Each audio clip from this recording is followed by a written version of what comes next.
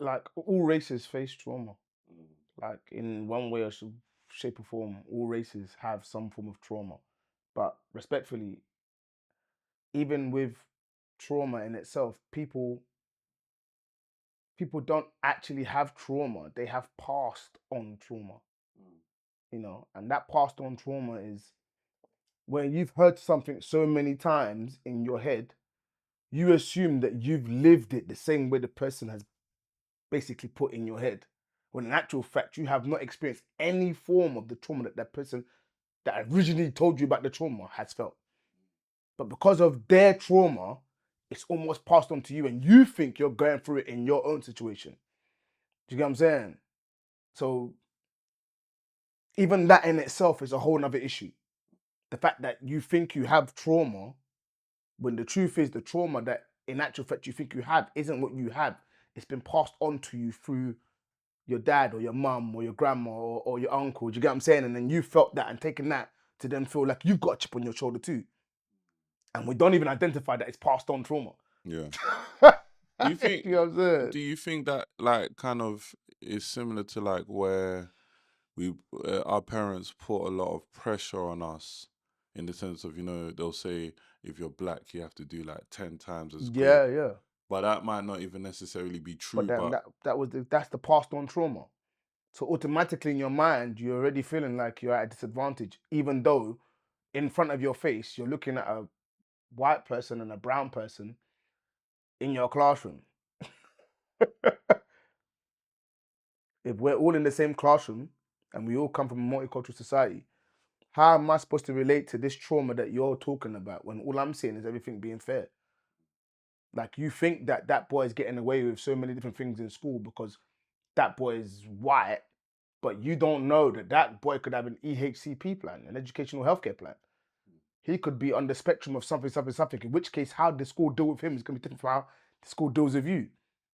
Do you get what I'm saying? Or you might think that the black boy is getting away with so many different things, but the truth is, again, whatever that might be revolved around that black boy, social care, whatever, or black girl, whoever, you don't know what the school has to do to manage that young person. and they won't disclose that. And they won't disclose it.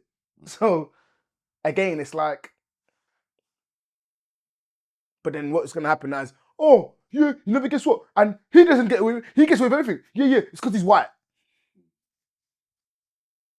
My God.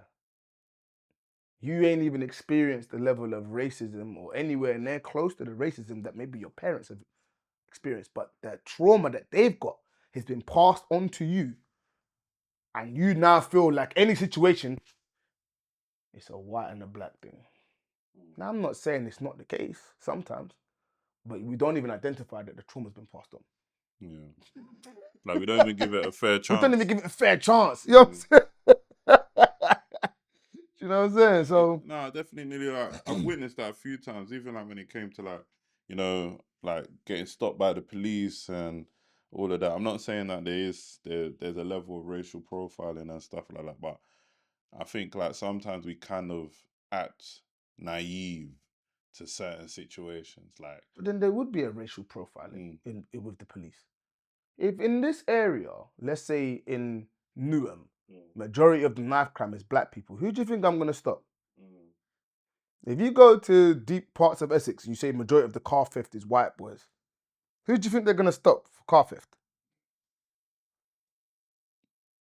Sorry, man, the statistics are the stats are the stats. the stats have to be used. So I can't pretend like when I see these group of black guys, I'm not going to be a bit more cautious than those white guys only because the way they dress and the way they look fit the profile of someone that potentially could have a weapon. Now, personally, when I walk down the street, when I'm walking, whatever else, I don't get that feeling at all from police or anyone. But that's because I move a bit different from what I once was, and I look a lot different from what I once was. But I can safely say, for myself personally, I can see why when the police drove past so many times when I was younger, why they'd be on coming out and starting to have a word. If you see a group of black guys and maybe one or two white guys on the block smoking weed,